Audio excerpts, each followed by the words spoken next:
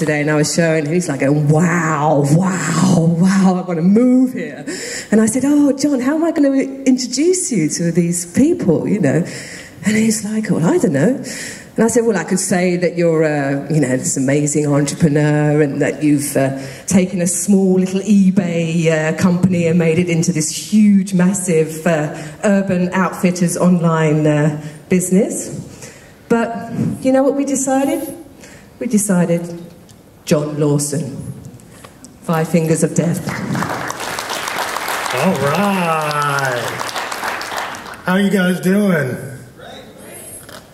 Okay, that sucked. How are you guys doing? All right. You know, I'm from America, so we all chipper and happy and all that shit.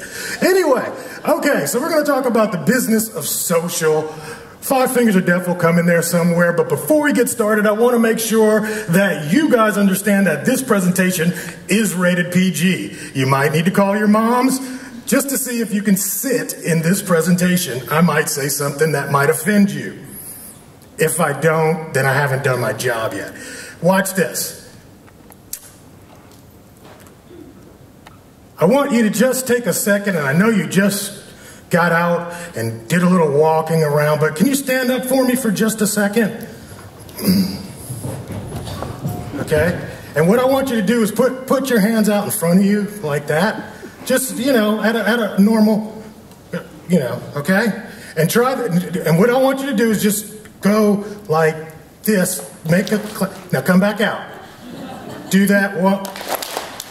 Okay. Now let's try it and just like really, just standing ovation. Yes. Yes. I'm just playing, guys. Sit down. Look, check this out. I want you to understand that basically 1 in 3 of you in this room are actually going to take some of the stuff that you learned today and put it into practice. That's the average from, you know, one of these kind of events. Only 1 out of every 3 persons. You know, and this movie is always one of the things that is on my mind. If you haven't watched it in a while, the first one, you probably should, and just try to grasp some of the business and lessons that are in there and see how it can apply to you and what you do in life in general. It's pretty amazing. I just watched this about 2 months ago with my family, and it's like, wow, that movie is just so enlightening. But one of the things in that movie was he was given 2 pills. And he had to choose which pill he was going to take. It was the blue pill or the red pill. It was like, you can continue to live in this abject sleep state, or you can wake up to the reality of what's going on today. And so some of you are going to actually get it. And then some of you are just going to be like, what I don't understand what he said. He wasn't speaking Swedish. Okay, John Lawson who? That's probably what you're asking. Who is this guy? So I've done a lot of stuff in the last couple of years. I run a company called Third Power Outlet. I also have another company that is called Colder Ice Media, which is kind of what we do with the social media kind of stuff. I've been on TV and newspapers in the States, and you know, I've got like 44,000 people that follow me on Twitter, and literally, if I was on fire, I could not rally those 44,000 people to piss on me. It's pathetic.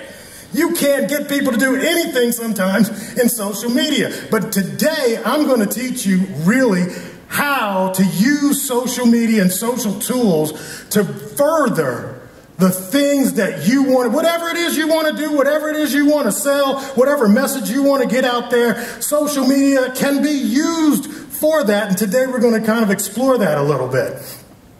Let's look at the evolution of communication. The first, you know, beings on this planet, human beings on this planet, started communicating simply by chiseling things out on rocks. If you go to some of the older places, you know, the pyramids and all that kind of stuff, you'll see paintings and stuff, and it's outside on a rock. Why is it on a rock? Well, that was the way it was actually being broadcast. If I had one thought, I put it on this rock, and all the people that walked by the rock could see my thought. That was communication in the old days. Then you came into the movable type era, where, you know, a lot of the Bibles were printed back in that time where they finally learned how to use a press and make books and bindings, and they were moving messages that way. It was definitely better than trying to carry a rock around. Then we came into mass publication, you know. That's when we really, as a culture, grew up in terms of educating one another and being able to pass on information via those books. Lastly, or where we are, you know, just a few years ago, email. It was a pretty neat thing. All of a sudden, I didn't even need a physical method to transfer my message. It went through a digital pipeline somewhere, and all of a sudden, you've got mail. So that's been the evolution since human beings have been on this planet. Now, when I was a kid, I used to watch TV, and they used to say, wow, one day we will have talking phones. And you'll be able to see people on the other side of the conversation. It used to be, oh my God, that was going to be so cool. I'm going to be able to sit in my living room like Judy Jetson, you know, and be able to talk. That's what they presented to us as the future of communication, right? Do you get this cartoon? You ever get this cartoon? You have to be old as hell to see, but I'm old. So I remember this. And it was like, wow, can you believe we're going to be in that age? Well, hey, we're here. We're even past there. I can do this now on my cell phone. It's absolutely amazing technology that we're in. However, even though we've got talk and Skype and FaceTime and all that kind of good stuff, something's kind of weird. Something weird is going on because we seem to be going back to the future in communications and in technology. Why? I don't understand this. What is it about texting that everybody loves so much? So we're kind of doing the same thing that the man did hundreds, even thousands of years ago. He would carve that message out one letter at a time. And that's what we continue to do. No matter how much good FaceTime you've got, we still find ourselves texting. Twitter, one of the biggest communication vehicles in the world, is really based around texting in 140 characters. Isn't that weird? You've got all this great technology, and here we go. I'm texting somebody right now. Let me text this real quick. I'll get with you in a minute. It's weird. But that is kind of like our preferred method. So we've gone, like I said, in an evolution all the way back to tweeting. Insanity. But, hey, you can't argue with what the people want. So here's like the trilogy of what people want in the new communication. Just follow me here. They want it personalized. It has to be unique to that person. It's location-based and it's historical. See, what you're getting right now is historical information on people with a Facebook page. I don't have to know exactly what you're doing right now. I can go to your Facebook page and find out where you were last week. I can find out what kind of ice cream you like if you've posted it. You've got a lot of historical data to make a personalized message for a consumer now. This powerful stuff. Then it's socialized. It's easily shareable along the lines of, you know, I can retweet your stuff. I can take a, blog post and I can send it out. It's very shareable content and it's easy for people to consume, especially if you're talking about Twitter. 140 characters, And it's mobilized. If you don't know, that's the hottest new phone in America. Okay, no, it's not. Just a joke. Come on, people. Just a joke. All right. But it's mobilized. It's location-based, right? So now we're checking in with Foursquare, and we're telling everybody where we are. And what's really going on that's odd to me, it's kind of odd, is that we're just like application junkies. Oh, I got the new app. Ew, this new app. And the thing is, you have to think about apps. Apple made these apps up, right? And they did it because our connectivity sucked when the phone first came out. So when iPhone 1 first came out, worldwide connectivity wasn't all that fast. You guys are doing a lot better in connectivity than we are. We're about 80%. You're like 95, 97% connected in this country, you know? So what they ended up doing was saying, well, hey, since it's so slow to, you know, go around and navigate the web, we'll create these little apps that'll run most of the processing on the phone itself and just hit the network every once in a while. So they created this bridge, which was an app, and it's kind of really crazy because it's old technology that they put on this phone to make the phone seem brand new, and now we're just nuts about it. If I don't have enough of those damn little buttons, I'm just not happy. What apps do you use? Oh, I got this app. It's kind of crazy, but that's the way we are. That's the experience that we're looking for today. Now, here's this, copy this down. Go ahead, grab that. This is the social network. Blah, blah, blah, and that one is blah, blah, blah, and we're one of the blah, blah, blah, blah, blah. I don't give a damn. Show me the money. If there's no money in this thing, I don't need to be doing it. I got other things I could be doing. I know people that spend all day on Twitter, they ain't made a dime. Matter of fact, they're losing money by wasting time. Well, today we want to talk about ROI, right? We want to get some money. That's where we're at today. Let's look at this thing. Paid versus free. The Super Bowl is the #1 watched television program in America, possibly the world. I don't know, the World Cup might beat it. But I do know these statistics on how much it costs to have a 30-second ad on the Super Bowl. Now, the Super Bowl has a pretty big reach. The last one had about 98, 99 million viewers. You're going to get a 30-second ad. It's going to cost you $3 million. Now, that's just the ad time, all right? If that does not count, you know, how much time it's going to take you to pay, you know, Charlie Sheen to do a damn commercial for you and make it cute, or whoever, I don't know, ABBA, I don't know, who would you pay here? You know, but somebody that's famous. Then you got to set up the studio, and you got to get the recording people and the cameras and all that kind of crap going. It's going to cost you between $3 to $5 million just to get a 30-second ad on the TV while I'm taking a piss. Because I'm not watching most of the ads. I'm in the bathroom, right? But people will do this, and there'll be businesses that are launched from a 30-second commercial. But look at what you can do for free on YouTube. 123 million viewers per month. Per month. Facebook, 137 million unique views per month. And Twitter, it's, you know, not the grandest and grandiose, but 27 million per month. So you can literally have an audience of Super Bowl size for free on the internet, can you not? Now what you're seeing happening, and this happened this year the first time, is that people are actually taking Super Bowl type commercials and they're expanding the brand. They're expanding the experience. They're saying to people, Doritos did a commercial. I don't know if you got the chips here, but they're just some, potato chip type thing. They did a commercial on the Super Bowl, but what they did is they allowed everybody to submit their own commercials on YouTube. And from that, America ended up choosing which ones they liked best. Then they used that commercial on the Super Bowl. What is happening now is they extended the experience. They've gotten people totally involved in what's going on, which seems like 30 seconds, is now turning into a branded experience.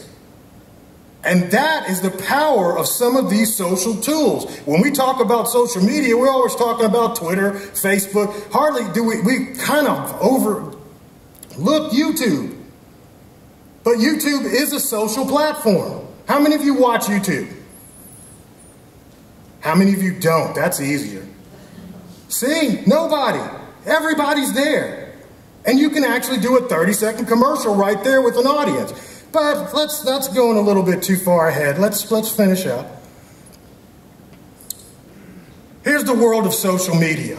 It's ginormous, people. It's so big. There are like 1,800 social media sites in the world, and that's just in English.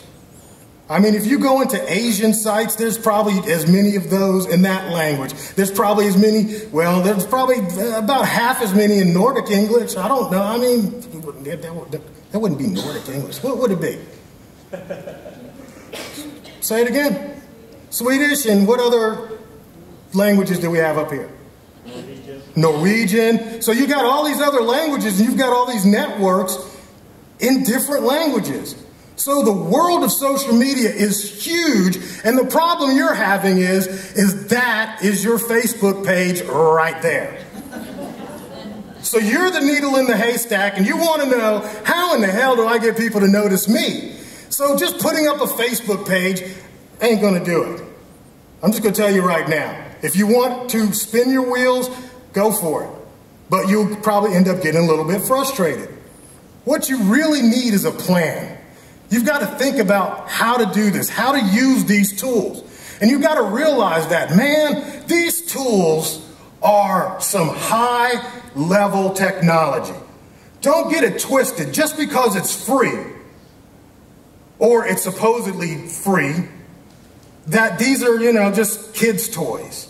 They're not. This technology is amazing. The fact that I, right now, can tweet a statement to the entire world and broadcast, that's some phenomenal stuff. The fact that I can put all my pictures on my phone onto Facebook and never keep, everybody talked about Apple. Ooh, Apple's got a cloud. I've been using a cloud for years. It's called Facebook. I use a cloud called YouTube. I mean, it's great, but it's nothing new. This technology, though, is awesome. And what I've done over the years is I've used something called SMAT, social media as a test bed. All right? So what we do is I've done a whole lot of research. I've done hundreds and hundreds of tests. And today I'm just going to give you my educated opinion. Not right, not the Bible, but it's just my educated opinion from doing all of these tests. Y'all with me? Yeah? Oh, you're a social media specialist. Wow, me too. I'm so sick. I don't know if it might not be here, but in America, everybody and their brother claims that I'm a social media specialist. What are you going to do? I'm going to make you a Facebook page. Oh, please. Give me a break. And last week, weren't you an SEO specialist? And the week before that, wasn't you something else? It's like, come on, give me a break. You know what I'm talking about. Look, social media is not a religion. It's not, let's pray to some spooky, etherical kind of thing and hope and wait for something to happen. That's not what social media should be about. This is not church. This should be very tangible. Like he said, something that you could do what with? Track, right? You should be able to track. I can't track the gods. I don't know where they are. But I should be able to track social media. So let me go with you and just show you my niece. Isn't that cute? She's so adorable. Her name is Dava. And Dava taught me a really good lesson one day. We were outside and she was blowing bubbles. And bubbles come in that little tube and you put your bubble blower in and you watch the bubbles. And so I was showing her how I do it, and I was blowing the bubbles. She's running all around chasing the bubbles. And every once in a while I'd blow it out and I'd catch one of the bubbles on, That's easy for me, I'm grown, I can do that shit. Boom. Hey. Look, Dava, bam. So I give her the bubbles. Now I'm watching her. She's blowing the bubbles, and they're going real far away because she don't know how to kind of control it, and she's running after the bubbles, trying to catch one. She couldn't get... And I thought that was so cute. And I'm watching her. She's spilling all of her bubble juice. So she got about 3 things in, and all the bubble juice is all over the ground. Why? Because she is so into trying to catch the bubble, she's not even thinking about what makes the bubbles come out. The juice. And that's what we do sometimes. We run around chasing after the latest bubble, instead of finding out and remembering what is the juice that is going to create those bubbles. Don't be so enamored and fascinated with these tools that you totally forget that I need a sales funnel, that I need a customer list. How many of you got a customer list? I told somebody the last time I spoke, I said, build a list. Right, you got your pen? This is the best thing I'm going to tell you. Build a list, sell more shit. Just put that, build a list, sell more shit. That's the key to social media. So what you're going to need is a plan. You can't be in this house unless you start here with a plan. And once you have a plan, you can get it executed by the right people.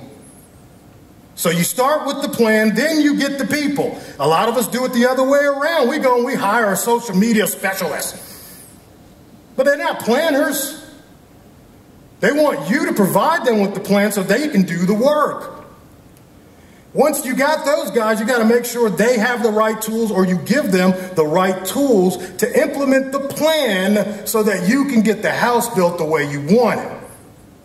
That is our strategy. That's how we work. That's what Colder Ice is all about. So I came up with this thing, 5 Fingers of Death. It's got 5 parts to it. Why I called it 5 Fingers of Death? Well, there was this movie I used to watch when I was a kid called The 5 Fingers of Death. And one of the characters in there, he was a karate guy, expert. And what he could do was he'd just punch you in the chest. Bam! And he would pull your heart out. And you'd see it pump once before you hit the ground. Amazing. So that's where I came up with the 5 Fingers of Death. Because this thing is going to actually do that to your competition. You want to do that to your competition? Just pull their heart right out. Grab all of their good followers. Let's do that. Well, let me go back because I just want to tell you the 5 fingers, okay? So that's sales, CRM, UGC, which is user-generated content, SEO, and branding, all right? And now we're going to go in and I'm going to give you all 5 of them. I'll break it down real quick. All right? So these are not numbers. I'm just going backwards. So 5, the new sales funnel. Okay? Now, we've talked about media a little bit, but this is kind of like the old school of media. You got TV, radio, newspapers, the phone. You remember those? Do you still get phone calls of people trying to sell you stuff? I still do. Every time I get down, don't call me. Right? You got old snail mail and email. That's kind of old school. And what you used to do with this is you'd work this sales funnel. And if you look up at the top, oh, I got a pointer, don't I? These are the prospects. And you would make them aware by using these traditional media things. All right? And it had a very, very high value for you because it would push all the way through that sales funnel. And what would happen for us, smaller, medium-sized businesses, is that we really couldn't afford the $3 million commercial. We couldn't get on just the 2 channels that you might have had back in the day. I know we've got cable now. And we would get in and we push them all the way down until they make a purchase. And then this part right here in the blue, afterwards, the upsell, the cross-sell, the loyalty was a very hard thing to do because you had to use snail mail, you had to use the telephone, you had to have that customer data really tight. But this is a new day. We don't really watch TV, and if I watch TV, I'm not watching the commercials. I'm skipping the commercials. Let me take this off, because if I don't take this off, I'll die. Don't think I've got a problem. I just sweat because I'm a fat ass. Okay. It's a joke. It's a joke. Okay? So the thing is, though, I mean, it's becoming less and less good for doing that sales funnel. The funnel at the top now, because of things like I'm not listening to the radio, I got all my music on my iPod. right, or on my cell phone. I don't read the newspapers, I get an RSS feed. I don't listen to the phone ring because I got this thing that's telling me who's calling. If I don't know you, I'm not picking up anymore, right? We don't like snail mail because it's not eco-friendly. God, stop killing the trees, all right? And of course, we got spam bots that remove most of the stuff that we don't want to see. So what that has done to the sales funnel is that it's really compressed the top of it. So your commercial doesn't reach as many people as it used to because we've been segmented in television land to hundreds of channels instead of the 2 or 3 we had. However, what's going to happen since traditional media is shrinking at the top, multi-channel direct media is growing. And now when somebody's ready to make a purchase from you on your website, half the time they didn't start the search for that product at your website. You might have just come up in a search result as the lowest price leader or something that was attractive to them that would bring you to that location to purchase. But once they make that purchase, the tools of social media make it extremely easy to increase this bottom part of the funnel. And that's where we're at today. You can get that brand loyalty. You can do cross-selling and upselling using social media as a tool. The problem is a lot of times we want to put social media up here. It doesn't work as well. It works, but it doesn't work as well up here as it will work for you and I in small, medium-sized businesses at the bottom of the funnel. You follow me? Is it good? Okay. Now we're going to go to brand marketing using these 5 fingers of death. You got cowboys here? It's too cold for cowboys. You've seen cowboys on TV. And everybody thinks that branding is like this. This is what we want to do with our customers. We want to lay them down on their side, shave their ass, and put our symbol right on the back. So every time they walk around, they're saying our message. But that's not branding, folks. That's being branded, but that's not branding. Branding, it is what makes a customer buy your product. Actually, somebody said this, and I thought it was really cool, that your brand is what people say about you or your product when you're not in the room. That is the brand, and that is what you want to build and use social media to build as a tool. You can do this. So I'm going to give you some tools for some of this stuff now. So let's go with the 5 C's of branding. All right? You have to have a clear message. All right? Especially if you're doing Twitter, it should be easy to do that because you have to have it in 140 characters or less. I like that about Twitter because it removes a lot of the clutter and the BS. You have to be pretty clear in that short amount of time span. So one of the things for your brand that is important is to have a clear message. Next, credibility. You want to use credibility. You want to build it to help your brand. You know, we buy from people that we know, like, trust. You heard that before? Know, like, trust. Trust is a factor. It's a big factor. If I trust you, I will do business with you. If I don't trust you, I don't care how great your product is. If I don't trust you, I probably won't buy from you. So you want to build credibility. And you want to make a connection with that customer. Okay? They're not just any old Joe Schmo. They are Mr. Customer. And these tools are going to allow you to make a direct connection with that customer. That connection will create loyalty. See? Because now once you like me and I've made a connection with you, even when somebody comes in the room and says, hey, I got that same product that John is selling and it's 5% cheaper. Well, they'll tell you what? They'll say, well, you know, it's kind of cool, but I've been with John for a long time. And dude, he just built a whole lot of trust and credibility with me. And I think I'll stay there just for that 5%. See, now you're not so sensitive to pricing because you've got a loyal branded customer. And of course, that customer will help convert other people, right? I want customers, that's great, but I really want cheerleaders. I want people that are be like, yeah, Coca-Cola. You know those people. They got tattoos and shit on them with your brand on it. I didn't do that. They did it because they just love it so much. Those kind of people are value add. Here's some great brands in e-commerce. We pretty much know all these guys, right? That's my thing, e-commerce. So I like to talk about them. Zappos, though, I mean, these guys, do you think Zappos is the cheapest shoe outlet on the internet? Not even close. But Zappos has done something outrageous. They said, hey, if you don't like the shoes, we'll give you a year. And you can send them back. Anybody ever ordered anything from Zappos?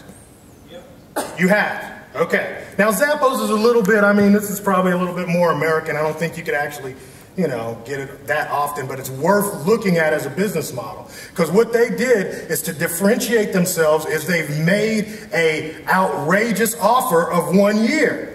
And you would think they were getting all kind of shoes back, wouldn't you? Be like, people wearing them shoes and sending them back. Well, they kind of do a little bit. He said that their return rate increased about 3 to 5%. However, their buy and sell through rate increased in double and triple digits in some categories. Incredible. Because now they've taken away all of the, you know, I'm kind of fearful of buying something online when you know that, hey, if I don't like it, I can send it back. Amazon.com, same kind of concept. They've done something crazy where they've told people that, look, if you pay us $79, you get free shipping on everything for an entire year. And 2-day shipping for $3 more. That's what they're doing in the US. I don't know if they're doing that worldwide, but it's an incredible offer and has propelled Amazon to the top of the heap with brand loyalty. Everybody's loyal to Apple. I mean, it's amazing what they are doing. So here's something you can use right now, Backtype. Backtype, it'll probably be .com. I don't know if they have a version. Everything I say today was probably a little bit skewed. But you can use this tool to find out what people are saying about your brand online. All right? Backtype.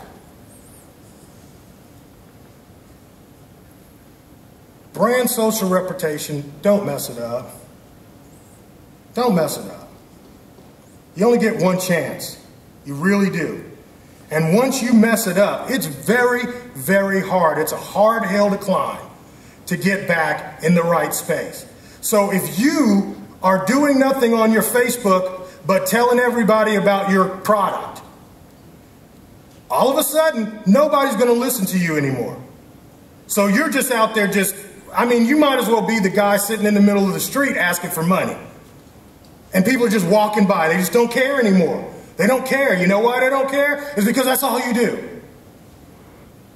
So you have to be very cognizant of how you use this brand and how you brand yourself in social media, because you really only get one chance, because after that, people will talk to other people about you. Number 3, CRM. I'm not a big CRM guy. You're going to hear somebody talk about CRM. Customer relationships are very important. There's just a couple of things that I like for tools that will help extend the buyer lifetime and increase that frequency. So, I mean, what you're trying to do is that the first time somebody buys from you versus the last time is that customer life cycle. You want to extend that. You want to make that as long as possible. And once you do that, you want to also make it so that they come and buy from you even more frequently. So if they're buying from you maybe just once every 2 months, how do we use these tools to make them buy from us once every month, once every 2 weeks? How do we get a calendar together so that it lets people know, here's the deals we're having, so we can send them out to our customer base that is interested. If you are a female, you're probably not interested in my jockstrap sale. Okay? Unless you just are like that. You know what I'm saying? The thing is, you want to make sure you're absolutely trying to segment your list. And like we said, using social media helps me, if I'm listening properly, to know what that customer wants. So now you can just see what people are doing. And not only do you see what they're doing, you can see it right as they're doing it. As soon as they press that button send, I can tell exactly what you're doing in one of my feeds. That's pretty cool. Big Brother. Now, Facebook plus Google, plus that's what, UCAB? That's your credit bureau, right? That's Big Brother. You put those three together and I can find out anything I want about you. It's kind of scary, ain't it? What's crazy is that we tell them everything. We tell Facebook everything that they need to know. We tell Google everything that we search for. It's insane. So you put these kind of things together and people will know exactly who you are, what you like, what turns you on, and you can do that and flip that on your customer. Not in a bad way. You don't want to use it in a bad way, but you do want to definitely be using some social intelligence. You want to know what people are saying about you or your product, when they are saying it, because that's very important. Are they talking about you right after you made an announcement? That's important to know. It's like, wow, okay, I'm reaching, I'm getting more reach. Where are these conversations happening? Like I said, everything's location based. I can find out if one area of the country or one area of the world is more in tune to my message than another area. So I can find out maybe this place I need to do more marketing, or maybe this place I need to do less marketing, focusing on the area where they're really reaching out to us and our brands. You want to know who is doing the talking, and that's really important. You know, there's people that are really engaging, and there's people that are real cheerleaders for your brand. There are people that are brand advocates for your products. You want to find those people and you want to treat them real well. Because I know if I do something for a brand advocate, they're going to repeat it to many people that they are influencers of. So you want to be able to find who the influencers are in your niche. Oh, and why? Why are they? Is it a positive or a negative when they're talking about why they're talking about you? Google Alerts, how many of you use those? Oh, everybody should be using that. I mean, set it up once, forget it. It sends you an email on any term you want. Any term you want. I sell shoestrings, right? Or shoelaces. So I got those set up. These are all my name, but I want to know what people are talking about in my field for e-commerce. So get yourself a Google Alert, set some up, and every day you'll be notified, or you can do it once a month, once a week, however you want. Great tool. Social mention. This is going to go out there and find people that are talking about your brand. This is how you find them. Once you find them, then you kind of take that information. Hopefully, they'll have another account somewhere else, and you can follow the trail from Twitter all the way into Facebook, because Facebook is people's life. It's kind of crazy. That's another tool, social mention. It's got some pretty nice dashboard areas where you can look at some of the things. You know, here's the sources, who's saying it, here's the keywords they're using, here's the hashtag.